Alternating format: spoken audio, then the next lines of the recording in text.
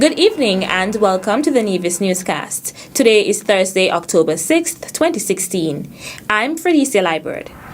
At the National Consultation on the Economy on September 28th, stakeholder groups from the public and private sector and civil society commended the governments of the member states of the Regional Security System (RSS) for supporting the regional security bodies' presence in St. Kitts and Nevis to partner with the local security forces in assisting with safety and security. Speaking at the consultation, Prime Minister and Minister of National Security, Dr. the Honorable Timothy Harris, said he wants to commend the RSS for the support it has provided to local security at this time to ensure that another bold and courageous step is taken to stamp out antisocial behavior and violent crime in particular in the country. The National Security Minister said he has received reports from Commissioner of Police Ian Quealy that the support of the RSS has led to significant inroads in the battle for our streets or byways or hills. Adding that crime can seriously affect investor confidence in the country, Prime Minister Harris said he hopes the RSS will continue to get good support of all law-abiding citizens. The Prime Minister thanks all the stakeholder groups who are giving support to the government in the mission. Premier the Honourable Vance Amory says plans have been made to construct a new facility to replace the building which currently houses the Newcastle Police Station. Premier Amory is the minister responsible for security on Nevis. The Newcastle Police Station will be closed and we'll have something rebuilt down the road. The police will be engaging in a discussion, maybe town hall, community discussion, just to sensitize people as to the reason why.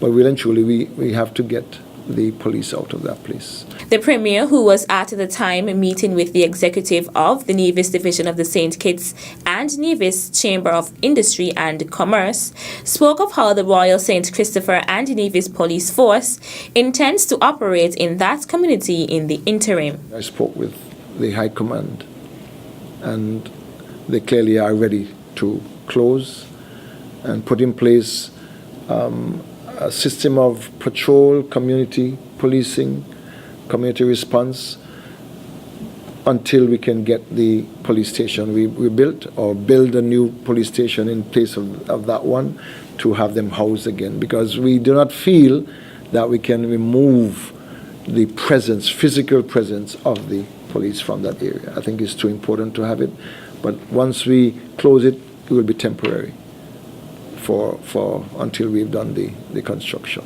Premier and Minister responsible for security on Nevis, the Honorable Vance Amory. While visiting a Texas-based Midwestern State University on a familiarization trip last week, Cabinet Secretary Stedman Truss and Assistant Secretary in the Premier's Ministry, Kevin Barrett, used the opportunity to meet with local students there. 19 students from Nevis are currently pursuing studies at the university. So Mr. Truss and myself, we had a long discussion with them, and they brought to us some of the concerns that they were having while they were studying. They were very much concerned about the job opportunities that would be offered after they have finished their studies, and also they were also very much concerned that their names are not, the events that they take part in, they are not highlighted back home. But we try to tell them that information is very important. If they send the information, we will definitely try to highlight. I think they were thinking more that we here should be sending back and asking for information and things like that. But I think we have established, though, that from this point going forward, there would be some open lines of communication, so we could also, we would be able to highlight the events and activities and projects and things like that that they are involved in. We are going to report back to Cabinet and let them know exactly what the students are saying and see how best we could help with some of their concerns. Truss and Barrett's visit to the university coincided with the Caribbean Students Organization's hosting of its annual carnival-style event, Carib Fest. Carib Fest is an activity or festivity that the Caribbean students put on the university campus. It highlights Caribbean art, Caribbean culture, and Caribbean food. And that was very good. There was a street parade on Saturday, and it showcased a lot of what happened, or what happens here in the Caribbean. Of course, St. Kitts Nevis was well represented. There was a contingent, or the students there put on the masquerades, and also there was some flag wavers, and that was very, very good. While at Midwestern State University, NIA's two representatives discussed with university officials how the institution can best accommodate the NIA's priority areas. Still to come. As this is my first intervention here, Mr. President, congratulations on your election to direct the affairs of this meeting. The details after this break. As a responsible taxpayer, you help to finance free health care at all health centers on Nevis. Thank you for putting country above self. This message was brought to you by the Inland Revenue Department, Nevis. Be a responsible citizen.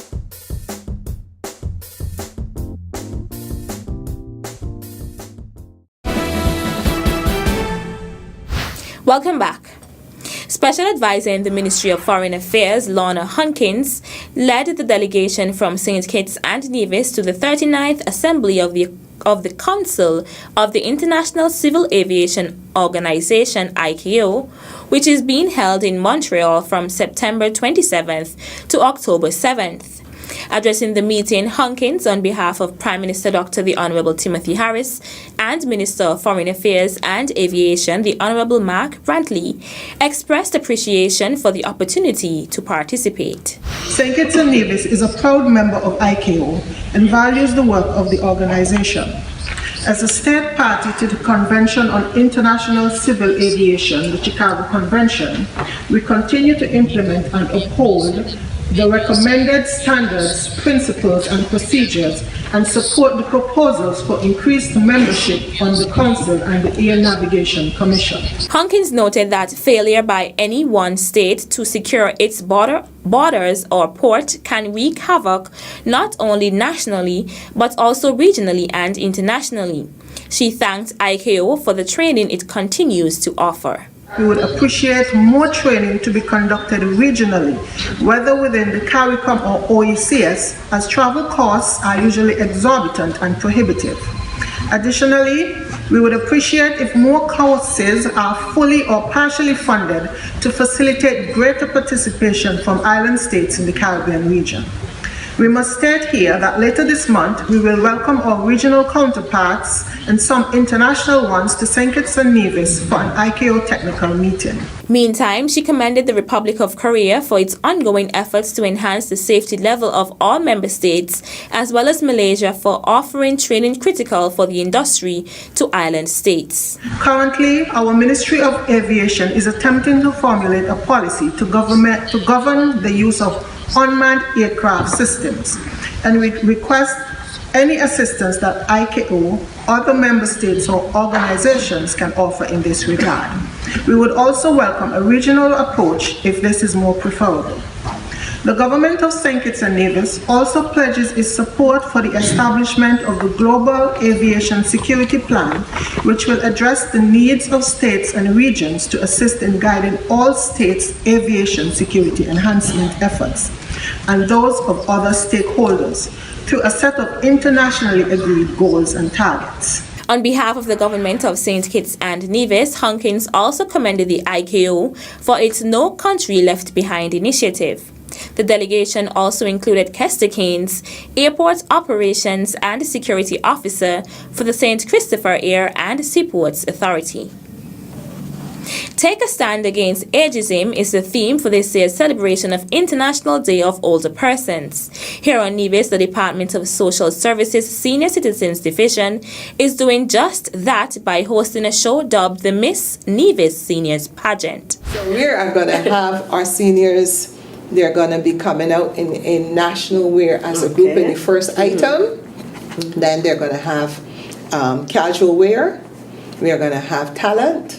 We're going to have evening wear and question and answer. Okay. Right? We will have judges, the works. Right? But don't think that because we're not having the concert that the other seniors won't be involved, because they will be having items. We have items from them in between. Right. But we're going to try to have it so that it won't be too drawn out. Move smoothly. Right? Coordinator of the Senior Citizens Division, Garcia Hendrickson, says there are 5 contestants, 1 from each parish on the island, who will be participating in the pageant. She is making a special appeal on behalf of the contestants and the organizers. If there anybody out there who's willing and who would like to work with one of the contestants, please call me. If you were a queen before, are you into that kind of thing, please call me. I am also looking for some beauticians to come and do a makeover for our contestants in front of the other seniors. If you're interested to donate a little time on the 31st of October, please give me a call. Any hairdresser, beautician, anybody who would like to come and, just dolls up the senior for that day so we can do the picture, please. Interested persons should contact the Department of Social Services at 469-5521, extension 2081. International Day of Older Persons is celebrated annually on October 1st. It is an opportunity to highlight the important contributions that older people make to society and raise awareness of the issues and challenges of aging in today's world. That's it for this edition of the Nevis Newscast. On behalf of all of us here at the Department of Information, I'm Fredicia Liburd. Thank you for viewing.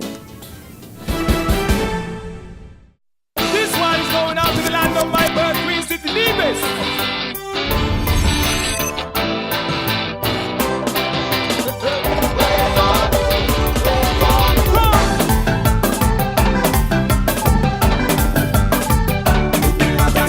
Truly, one of the few places that has an untouched beauty that has captivated the hearts of many.